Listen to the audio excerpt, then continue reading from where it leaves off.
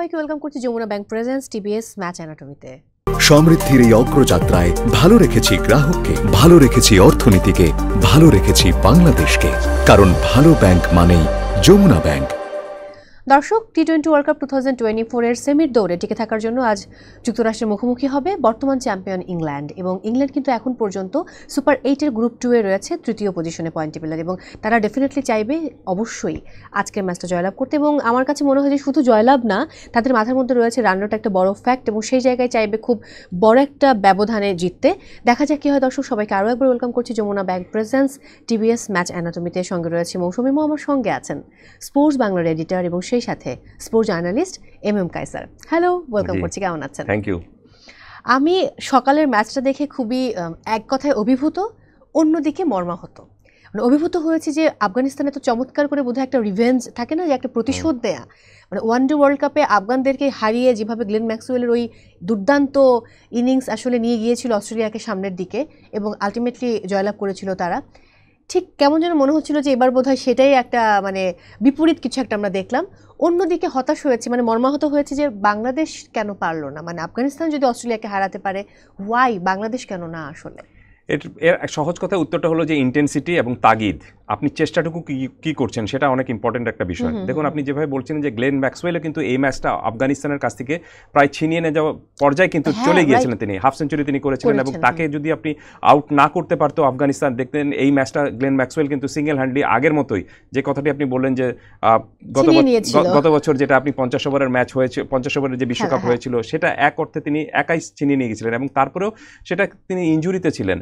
Injury থাকার অবস্থায় দাঁড়িয়ে খেলে তিনি 6-4 হাঁকিয়ে ডাবল সেঞ্চুরি করে সেই ম্যাচটা ফ্রম নোওয়্যার আপনি অস্ট্রেলিয়াকে জয়টা এনে দিয়েছিলেন। আজকে সেই সিচুয়েশনে দল ছিল এবং তিনি সেটা পারেননি। এক অর্থে বলা যেতে পারে যে আফগানিস্তান যে চেষ্টাটুকু করেছে সেটা হলো যে তারা শেষ পর্যন্ত চেষ্টা করেছে আমাদেরকে এই ম্যাচটা জিততেই হবে, এবং রান তারা যে খুব বেশি করেছে তা কিন্তু না। আপনি রান তারা যা করেছে সেই রানটাকে কন্টেন্ট করতে পেরেছে, এটা অনেক ইম্পর্টেন্ট একটা বিষয়। তার জন্য সবচেয়ে বেশি যে আপনাকে মানে ধন্যবাদটা দিতে হবে বা আপনি কৃতিত্বটা দিতে হবে দুটো জিনিসকে। একটা হলো যে তাদের চেষ্টা করেছে তারা একদম শেষ পর্যন্ত, এবং আপনি দেখবেন যে তারা যে ফিল্ডিং করেছে আজকে, যে ক্যাচগুলো ধরেছে, মানে বলা যেতে পারে যে নিশ্চিতভাবে একদম প্রায় মাটি থেকে 1 ইঞ্চি উপরে ক্যাচ ঝাঁপিয়ে ধরেছে। চেষ্টাটুকু করেছে তারা যে কোনো মূল্যে আপনার আফগানিস্তানের এই দলটাকে আজকে তাদের জিততে হবে, এবং তারা যেন একটা কিছু নিয়ে বিশ্বকাপ থেকে ফিরতে চায়, এবং সেই চেষ্টাটুকু বা সেই তাগিদটুকু তারা 100% দেখাতে পেরেছে বলে কিন্তু এই ম্যাচটা জিতেছে। ওয়ারেজ আপনি যে প্রশ্নটা করলেন তার উল্টো দিকে যাচ্ছি, বাংলাদেশ যে অস্ট্রেলিয়া এবং ভারতের বিরুদ্ধে যে ম্যাচটা খেলেছিল, সেখানে দেখে মনে হয়েছে যে আমরা দলীয় একটা ইউনিট হিসাবে দল কিন্তু খেলছি না, মনে হচ্ছে যেন খাপছাড়াভাবে রয়েছি। প্রায় প্রত্যেকজন খেলোয়াড়, টপ অর্ডারের যে ব্যাটার যারা ছিলেন, তারা দেখে মনে হচ্ছে they play for themselves, not for the team. আপনি দেখবেন যে লিটন দাস যে ব্যাটিং করেছেন, শান্ত যে ব্যাটিং করেছেন, টি-20 খেলা দেখছি আমরা, মনে হচ্ছে যে লম্বা হয়তো ওয়ান ডে দেখে মনে হচ্ছে যেন এই খেলোয়াড়রা আপনার অফ ফর্মে ছিলেন, ফর্মে ফেরার একটা চেষ্টাটুকু করছেন, কিন্তু আপনি ফর্মে ফেরার চেষ্টাটুকু করলে তো দলের ক্ষতিটা হয়ে যাবে। হ্যাঁ, আপনি হয়তো বলতে পারেন যে তারা যে রান করেছেন প্রত্যেকটা রান তো দলের ক্ষেত্রে যোগ হয়েছে, আমি মানছি সে কথা, কিন্তু আপনি কোন ওয়েতে যোগ করেছেন সেটা দেখতে হবে। আপনি যদি টি-20 স্টাইলে যোগ করতেন তাহলে এক বিষয় ছিল, আর আপনি দেখতেন যে আপনার কাছে মনে হচ্ছে যে না আপনি নিজের মতো করে খেলছেন। কোচের কথায় ফিরে যাচ্ছি, কোচ যে কথাটি বলেছিলেন বিশ্বকাপের এই ম্যাচে নামার আগে বা সুপার 8 শুরু হওয়ার আগে, আমার কাছে মনে হয়েছে যে বাংলাদেশ দল সেই কোচের সেই মেসেজটা গ্র্যাব করতে পারেনি, বা কোচ যা বলতে চেয়েছিলেন সেটার উল্টো অর্থটা তারা বুঝেছে। কোচ বলেছেন যে যাও তোমরা মুক্ত মনে স্বাধীনভাবে খেলো। স্বাধীনভাবে খেলার মানে এটা না যে আমি নিজের মতো করে স্বেচ্ছাচারী ভঙ্গিতে খেলবো। স্বাধীনভাবে খেলার অর্থ এটা, মুক্ত মনে খেলার এক কথা এটা, মাথা থেকে সব প্রেশার ঝেড়ে ফেলে দিয়ে দলের প্রয়োজনে আপনি স্বাধীনভাবে খেলুন, সেটাই। কিন্তু আপনি স্বাধীনভাবে খেলতে গিয়ে নিজের প্রয়োজনে যখন খেলবেন তখন সেটা আর স্বাধীনতার মূল্যটা থাকে না। আমার কাছে মনে হচ্ছে যে এই 2 ম্যাচে বাংলাদেশ দলের সেটাই বেসিক প্রবলেম হয়েছে। কথাটা আমি বলছি শুধু না, আপনি সাকিব আল হাসান ম্যাচ শেষে যা বলেছেন সেটা আমার মনে হয় যে সেটা আমার এই যুক্তির আপনার লজিকের পেছনে সবচেয়ে বড় জিনিসটা আপনি সেখানে থাকতে পারে। আপনি দেখুন, সাকিব আল হাসান নিজেই বলেছেন যে দুটো ম্যাচ দেখে আমাদেরকে মনে হয়নি যে আমরা আসলে তাগিদ রয়েছে বা জেতার চেষ্টাটুকু করছি। সো এই ইন্টেন্সিটিটা যখনই আপনি টি-20-তে দেখাতে না পারবেন, আপনি কিন্তু দিন শেষে সেই অংশগ্রহণকারী দল হিসেবে থাকবেন এবং অন্য দল জিতে যাবে, আপনি শুধু পেছন থেকে শুধু হাততালি দেবেন।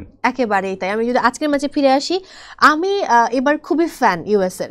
আপনি যদি বলেন যে বাংলাদেশের পর আমি কোন টিমকে সাপোর্ট করবো, আমি বলবো ইউএসএ কে আমি সাপোর্ট করবো। সেটা ভালো করুক আর না করুক, তারা যে এত চমৎকারভাবে একদম দুর্দান্ত উদ্যমে সামনের দিকে এগিয়ে এসেছে, এটাকে আসলে বাহবা দেবার মতো।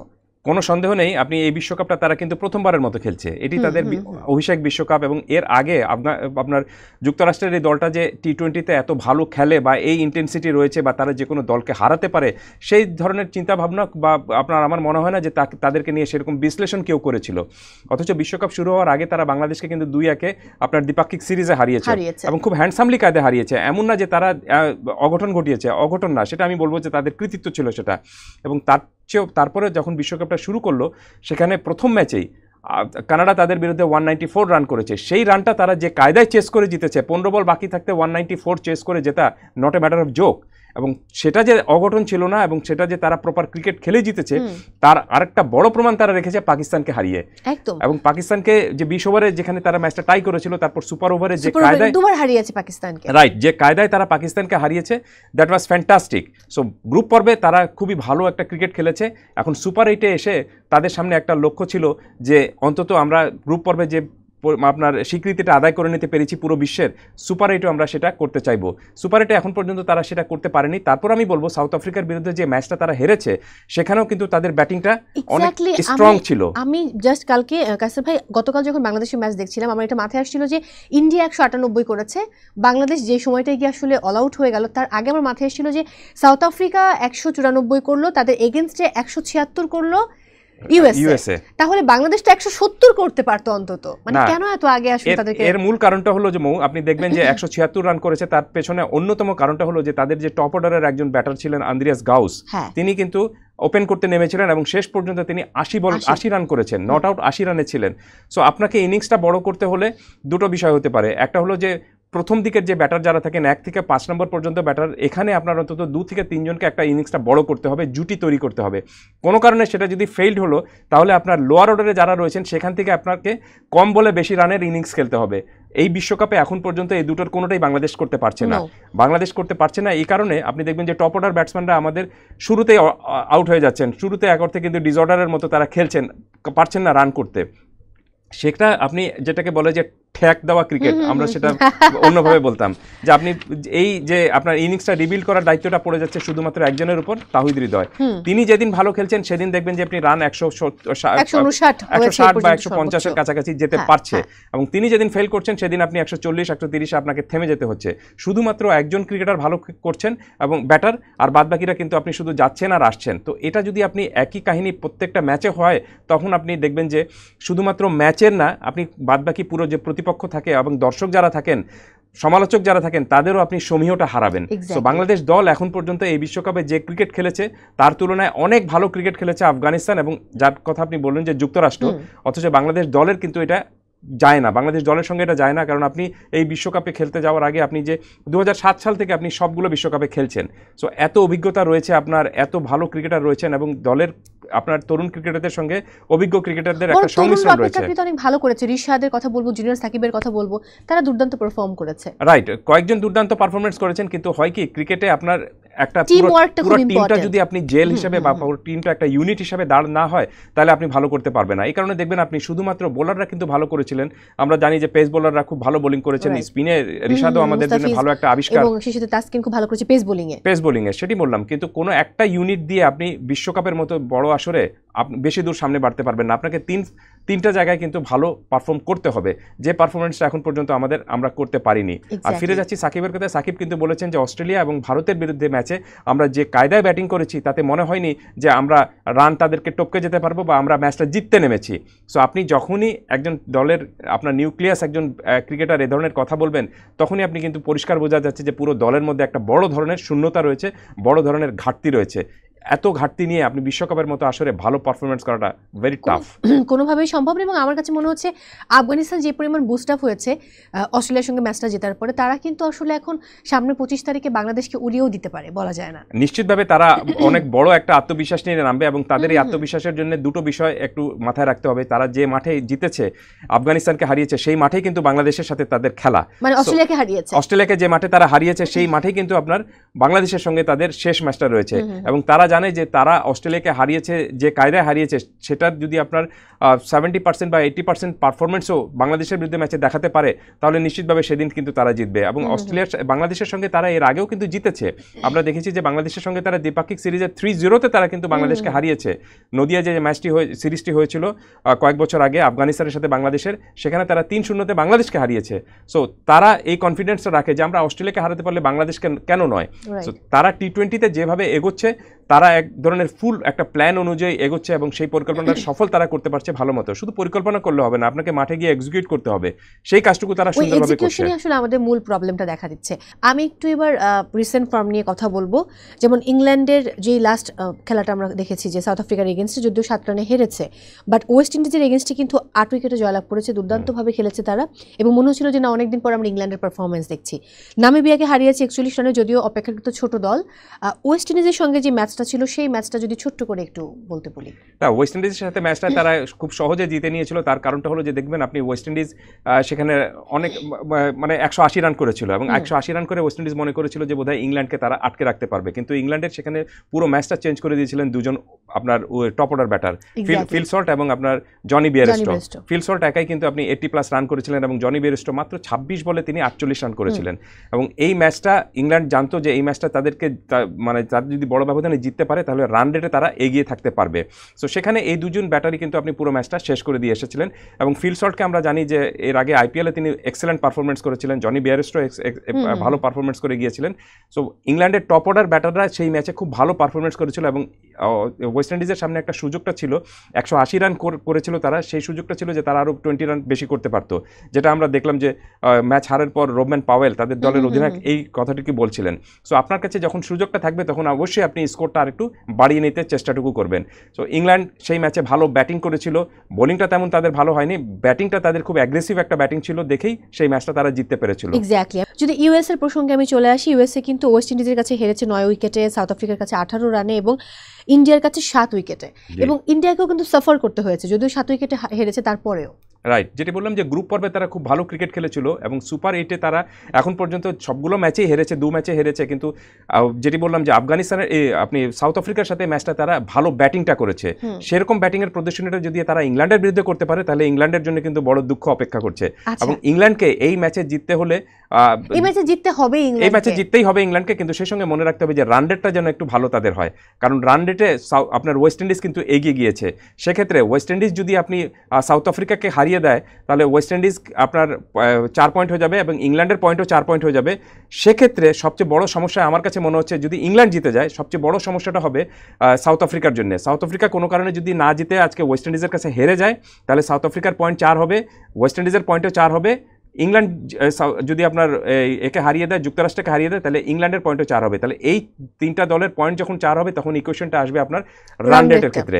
এই রান রেটের ক্ষেত্রে ওয়েস্ট ইন্ডিজ তাদের আগের ম্যাচে আপনার যুক্তরাষ্ট্রকে হারিয়েছে যে কায়দায়, 10 ওভারে আপনি 128 রান তারা করে ফেলেছে, সেখানে তাদের রান রেটটা তারা অনেক উঁচুতে নিয়ে গিয়েছে, এক অর্থে নিরাপদ অবস্থানে তারা রয়েছে। মানে কি বলবো যে এত চমৎকার গেম প্ল্যানিং, আমার মনে হয় আগে থেকে প্ল্যান করা যে এত অল্পের মধ্যে 10.5 ওভারে মানে র‍্যাপ আপ করেছে পুরো খেলাটা। রাইট, এই সময়টা আপনার সবচেয়ে ইম্পর্টেন্ট জিনিসটা হলো যে আমাকে জিততে হবে এবং সেই সঙ্গে মনে রাখতে হবে যে রান রেটটা বাড়িয়ে নিতে হবে। সেই কাজটুকু তারা খুব ভালো মতো করতে পেরেছিল।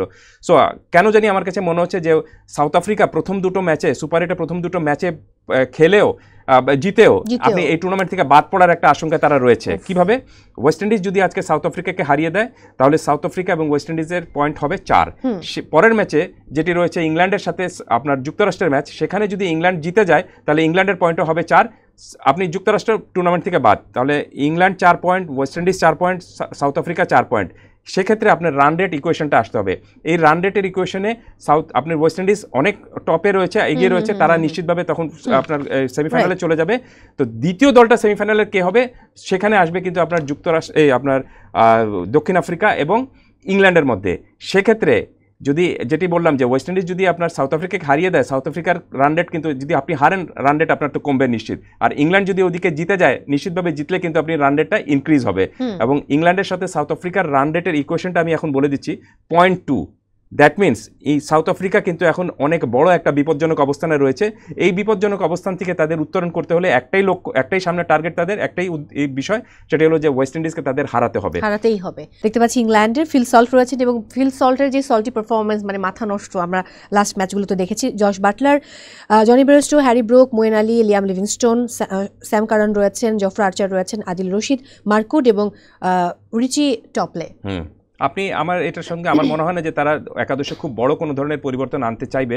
একটা পরিবর্তন হয়তো হতে পারে, সেটা হলো যে ক্রিস জর্ডানকে তারা এখানে ইনক্লুড করতে পারে টপলির পরিবর্তে, কারণ টপলি জেনুইন বোলার হিসেবে খেলেন এবং ক্রিস জর্ডান কিন্তু আপনি ব্যাটিংটাও ভালো করেন। শেষের দিকে কোনো কারণে যদি ব্যাটিংটা তাদের প্রয়োজন হয় তাহলে ক্রিস জর্ডান ভালো করতে পারবেন। মনে হয় না আমার প্রয়োজন হবে না, তার চেয়ে বড় বিষয়টা হলো যে ক্রিস জর্ডান কিন্তু আপনি টি-20-তে তাদের খেলে থাকেন এবং টি-20-তে লম্বা সময় ধরে তার অভিজ্ঞতা রয়েছে এবং তার সবচেয়ে বড় অস্ত্রটা হলো যে তিনি খুব পিন পয়েন্টেড ইয়র্কার করতে পারেন।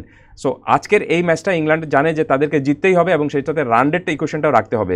সবকিছু মিলে ইংল্যান্ডের জন্য কিন্তু অনেক বড় একটা চ্যালেঞ্জের এই বিষয়টা হবে। পুরো টুর্নামেন্টটা কিন্তু জমিয়ে দিয়েছে এখন আফগানিস্তানের জয় এবং আপনার ইংল্যান্ড ও মানে ওয়েস্ট ইন্ডিজ যে কায়দায় জিতেছিল এই দুটো জয় পুরো টুর্নামেন্টটা দুই গ্রুপে জমিয়ে দিয়েছে। এখন পর্যন্ত আপনি কিন্তু কাউকে কনফার্ম করতে পারছেন না যে এই দল আপনার সেমিফাইনালে খেলছে বা এই দল বাদ পড়েছে। এবং সত্যি বলতে কায়সার ভাই, আমার কাছে মনে হচ্ছে যে গ্রুপ 1 থেকে যদি মানে ইন্ডিয়া বা অস্ট্রেলিয়ার সঙ্গে আফগানিস্তান সেমিফাইনালে যায়, আমি ব্যক্তিগতভাবে খুব খুশি হব। সেমিফাইনাল তো দুটো দলই যাবে। এক্স্যাক্টলি, আমি বললাম যে ইন্ডিয়া বা অস্ট্রেলিয়া যে কোনো একটা এবং সাথে আফগানিস্তান, মানে দুটো দল, আফগান থাকুক তার সাথে ইন্ডিয়া অথবা অস্ট্রেলিয়া যায়, সেটা যাওয়ার অনেক সম্ভাবনা রয়েছে। এখন সেটি হলো যে আপনি শেষ ম্যাচটা হলো অস্ট্রেলিয়ার সাথে ভারতের, সেই ম্যাচে যদি অস্ট্রেলিয়া হেরে যায় এবং বাংলাদেশের সাথে যে আফগানিস্তানের যে ম্যাচটা রয়েছে সেখানে যদি আফগানিস্তান জিতে যায়, আফগানিস্তান এবং ভারত আপনি সেমিফাইনালে খেলবে। খুব স্বাভাবিক ব্যাপার, মানে খুব সহজ ক্যালকুলেশন। বাট তারপরেও সময় বলে দেবে। ইউএসএ প্রসঙ্গে যাবো, ইউএসএ প্রবাবল একাদশটা দেখে নিব। স্টিভেন টেইলর রয়েছে, মোনাক প্যাটেল তাদের ক্যাপ্টেন, অ্যান্ড্রিস গৌস, এবং গাউসি কিন্তু আসলে মানে টিমটাকে এগিয়ে নিয়ে যাচ্ছে সামনের দিকে। Nitish Kumar, Aaron Jones, Corey Anderson, Harmeet Singh রয়েছে, শ্যাডলি ভেন এবং জশদীপ সিং, সৌরভ নেত্রভালঙ্কা এবং আলী খান। রাইট, এখানে দেখবেন যে আপনি মোনাক প্যাটেল তাদের নিয়মিত ক্যাপ্টেন ছিলেন, কিন্তু শেষ কয়েকটা ম্যাচে তিনি খেলছেন না, খুব সম্ভবত ইনজুরিতে পড়েছেন নাকি তার স্ট্যাটাসটা অন্য কোনো সমস্যা হয়েছে, সেটা এখন পর্যন্ত যুক্তরাষ্ট্র কিন্তু আপনি অফিসিয়ালি কোনো কিছু জানায়নি। তো আমরা ধরে নিতে পারি তিনি ইনজুরিতে রয়েছেন। গত 2 ম্যাচেও যেহেতু খেলেননি, এই ম্যাচেও তিনি তার খেলার সম্ভাবনাটা নেই। অ্যারন জোন্স খেলছেন আপনার হিসাবে, অধিনায়ক হিসাবে। অ্যারন জোন্সও খুব ভালো প্লেয়ার এবং প্রথম ম্যাচে তিনি কানাডার বিরুদ্ধে যে ম্যাচটা হয়েছিল সেখানে তিনি এক্সেলেন্ট কায়দায় 94 রান করে জিতেছিলেন। একটা ম্যাচে আপনি 10টা ছক্কা হাঁকিয়েছিলেন। তো সবকিছু মিলে আপনার আপনার এই যুক্তরাষ্ট্রের এই দলটাকে একেবারে যে আপনি ইংল্যান্ডের বিরুদ্ধে খেলতে পারবে না এটা ভাবার কোনো কারণ নেই। এবং যে কথাটি বললাম যে আফগানিস্তানের জয়টা, আফগানিস্তান যে কায়দায় আপনার অস্ট্রেলিয়াকে হারিয়েছে সেটা নিশ্চিতভাবে কিন্তু যুক্তরাষ্ট্র এই ম্যাচটা দেখেছে। সো তারাও চাইবে যে এই বিশ্বকাপ থেকে একটা সাইন অফ করার জন্য, এটা তাদের শেষ ম্যাচ হবে, বিশ্বকাপ থেকে সাইন অফ করার জন্য তারা যেন একটা দুর্দান্ত পারফরমেন্স দিতে পারে। সো ইংল্যান্ডের জন্য কিন্তু বড় বিপদ অপেক্ষা করছে এই ম্যাচে।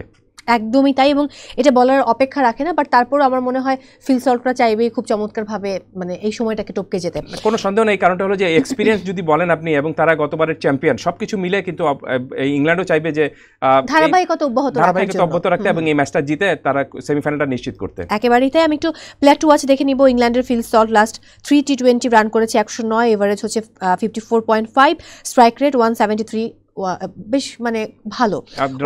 আমি তার সম্পর্কে একটা কথা বলি, সেটি হলো যে আপনি দেখবেন যে টি-20তে অনেক ক্রিকেটার এসে ব্যাটার এসে একটু সেট হওয়ার চেষ্টাটুকু করেন, তারপর তার স্ট্রোকসে যান, কিন্তু ফিল শটের আবার অন্যরকম বিষয়। ফিল শট কিন্তু আপনি প্রথম বলেই তিনি যদি দেখেন যে এটা ছক্কা মারার বল, সেই ছক্কাটা কিন্তু হাঁকিয়ে দেন। সো শুরু থেকে একটা ব্যাট মানে বোলারের উপর ডোমিনেট করার একটা টেন্ডেন্সি বা মানে তার মধ্যে থাকে। এর ফলে যেটি হয় যে তিনি যেদিন খেলে দিবেন সেদিন আপনি অন্য কোনো ক্রিকেটারকে বা দলের অন্য কাউকে তেমন বাড়তি পরিশ্রম করতে হয় না। এক্স্যাক্টলি। ইউএস এর দিকে তাকালে অ্যান্ড্রিস গাউসের কথা বলবো। লাস্ট 3 টি20 রান করেছেন 111, এভারেজ হচ্ছে 55.5 এবং স্ট্রাইক রেট 163.2। রাইট, আপনি এই বিশ্বকাপ হয়তো আপনার যুক্তরাষ্ট্র জিতবে না সেটা আমরা সবাই জানি, কিন্তু অ্যান্ড্রিস গাউস এখন পর্যন্ত আপনি যে টপ রান সংগ্রাহক যারা রয়েছেন সেখানে কিন্তু তিনি খুব সম্ভবত 4 নম্বর পজিশনে রয়েছেন। সো একটা দলের আউট অফ দ্য বক্স একটা দল, আপনি টুর্নামেন্টের প্রথমবারের মতো বিশ্বকাপ খেলতে আসা একটা দল এখন পর্যন্ত সর্বোচ্চ রান সংগ্রাহকদের তালিকায় নাম্বার 4 এ রয়েছেন, এটা তো অনেক বড় একটা কৃতিত্বের বিষয়। পাকিস্তানকে আউট করে দিয়েছে। রাইট, ওটা অনেক বড় কৃতিত্বের বিষয়। সো এই যুক্তরাষ্ট্র এই টুর্নামেন্ট থেকে আপনার অনেক কিছু নিয়ে বা অনেক কিছু পরিদর্শন করে বা অনেক কিছু দেখিয়ে বা অনেক কিছু পেয়ে অর্জন করে তারপর কিন্তু ওই টুর্নামেন্টটা শেষ করছে। এক্স্যাক্টলি। কত স্কোর আশা করছেন আজকে? যেহেতু আপনার রান রেটের একটা ইকুয়েশন রয়েছে, ইংল্যান্ড নিশ্চিতভাবে চাইবে যে যুক্তরাষ্ট্রকে যত কম রানে আটকে তারা যেন যত দ্রুত খেলাটা শেষ করে দেওয়া যায়। আর যেহেতু যদি ইংল্যান্ড আগে ব্যাটিং করে তাহলে তারা চাইবে যে অন্তত 200 রান করে এমন পর্যায়ে স্কোরটা নিয়ে যেতে যেটা চেস করতে না পারে এবং বড় ব্যবধানে জেতার জন্য।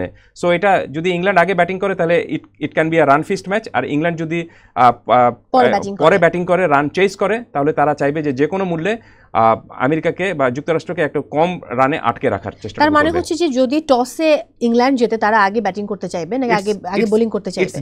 It's depend. যদি আপনি ওয়েদার দেখবেন যে আপনি একটু বৃষ্টি থাকে অবশ্যই বোলিং, তখন বোলিংটা তারা নিতে চাইবে। তো সবকিছু নির্ভর করছে যে ওয়েদার এবং কন্ডিশনের উপর। এক্স্যাক্টলি, এটা বলার মানে অপেক্ষা রাখে না। একটু আমি মোনাক প্যাটেলের যে প্রসঙ্গটা বলছিলেন যে মোনাক প্যাটেল খেলতে পারছে না এবং অ্যারন জোনসের কথা বলছিলেন, তার প্রসঙ্গে যদি ছোট্ট করে একটু যাই। মোনাক প্যাটেল কিন্তু আপনি খুব নিয়মিত অধিনায়ক ছিলেন এবং তিনি শুরুর দিকে দুটো ম্যাচে খেলেছিলেন, তারপরে তিনি ইনজুরিতে পড়েছিলেন, ম্যাচের মাঝখানে ইনজুরিতে পড়েছিলেন। কিন্তু তার ইনজুরির স্ট্যাটাসটা কি সেটা এখন পর্যন্ত আমরা জানি না। এত বড় ইনজুরিতে যদি হয়ে থাকে তাহলে তাকে তো আপনি রিপ্লেস চাওয়া উচিত, কিন্তু তাকে রিপ্লেস না করে তাকে শুধুমাত্র ইনজুরিতে দেখিয়ে আপনার পরবর্তী ম্যাচগুলোতে দেওয়া হচ্ছে। সাধারণত এই ঘটনা ঘটে যে আপনি যখন কোনো ক্রিকেটার ইনজুরিতে থাকেন, তিনি যদি লম্বা সময়ের জন্য ইনজুরিতে থাকেন তাহলে হয়তো তার রিপ্লেসমেন্টটা চাওয়া হয়, যেটা ওয়েস্ট ইন্ডিজ করেছে। কিন্তু আপনার রেয়ন কিংয়ের জায়গায় তারা কাইল মেয়ার্সকে খেলাচ্ছে। রেয়ন কিংয়ের জন্য টুর্নামেন্টটা শেষ হয়ে গিয়েছে। তো মোনাক প্যাটেলও যখন আপনি প্রথম 2 ম্যাচের পরে ইনজুরিতে পড়েছিলেন, তারপর এখন পর্যন্ত টুর্নামেন্টের আজকে তাদের এক অর্থে শেষ ম্যাচ হতে যাচ্ছে, এখন পর্যন্ত তার ইনজুরির স্ট্যাটাস সম্পর্কে নতুন কোনো তথ্য নেই। দ্যাট মিনস শুধুমাত্র ইনজুরিতে না, অন্য কোনো ডিসিপ্লিনারি বিষয় রয়েছে কিনা সেটা আমরা এখন পর্যন্ত জানি না। আমরা জানি না, এই কারণে আমরা ধরেই নিব যে তিনি হয়তো ইনজুরির কারণে এখানে খেলছেন না। যতক্ষণ না পর্যন্ত আনুষ্ঠানিকভাবে আমরা জানবো ততক্ষণ পর্যন্ত আমরা হয়তো গেস করতে পারি, কিন্তু হয়তো মানে সরাসরি কোনো কিছু বলতে পারবো না। আমার কেন যেন একটা ব্যাপার মনে হচ্ছে যে ইংল্যান্ডের জন্য খুব মানে সুবাতাস রয়েছে, কারণ ইংল্যান্ড আসলে আলটিমেটলি খেলতে পারবে কি পারবে না, সুপার 8 আসতে পারবে কিনা সেটা নিয়ে একটা দোটানার মধ্যে তারা ছিল। এবং বৃষ্টি খুব সহায়ক অনেকের ক্ষেত্রে, আবার তাদের ক্ষেত্রে কিন্তু খুব চমৎকার। বৃষ্টিটা হলে আর তাহলে সম্ভব হতো না, কারণ ওই এক পয়েন্ট করে তখন আসলে দেখা যেত যে অন্য টিম চলে আসতো। রাইট, ইংল্যান্ডের কিন্তু প্রথম ম্যাচটা বৃষ্টির কারণে নষ্ট হয়ে গিয়েছিল, কিন্তু তারপর তারা দুর্দান্ত কায়দায় ফিরে এসেছে এবং তারা পরের যে ম্যাচটা যে খেলেছিল ওমানের সাথে, যে ম্যাচটা খেলেছিল সেখানে তারা ওমান খুব সম্ভবত 55 রান করেছিল এবং তারা মাত্র 19 বলে সেই রানটা 47 বোধহয় সম্ভবত 47 বা 50-এর নিচে করেছিল। সেখানে তারা মাত্র 19 বল খেলে সেই রানটা চেস করে নিয়েছিল। তার মানেটা হলো যে রান রেট কোন জায়গায় বাড়িয়ে নিয়েছিল। ঠিক একই রকমভাবে আজকে ইংল্যান্ড নিশ্চিতভাবে চাইবে যে যুক্তরাষ্ট্র যদি 12 রানে অল আউট হয়ে যায় এবং তারা যেন এই 12 রান করার জন্য যে জাস্ট নিড 2 বল, 2 বলে যদি 2টা ছক্কা হাঁকিয়ে ম্যাচটা শেষ করে দিতে পারে তাহলে রান রেটও তারা এগিয়ে থাকলো এবং পয়েন্ট তালিকায় তো অবশ্যই 4 হয়ে থাকবে। ইংল্যান্ড, আমি আবার বলছি যে এই ম্যাচে ইংল্যান্ড এবং আপনার ওয়েস্ট ইন্ডিজ যদি জিতে যায়, সাউথ আফ্রিকা কিন্তু আউট হয়ে যাবে টুর্নামেন্ট থেকে। অথচ মানে সবচেয়ে মজার বিষয়টা হলো যে সাউথ আফ্রিকা কিন্তু সুপার 8-এর প্রথম 2 ম্যাচে হেরে, আপনি লাস্ট ম্যাচে হেরে আউট হয়ে যাবে। এটা তার জন্য অনেক দুঃখজনক একটা বিষয় হবে। একেবারেই তাই। আমি একদম শেষে রয়েছি, মানে গো ফর বর্তমান champion England or underdog south Africa? অবশ্যই ইংল্যান্ড।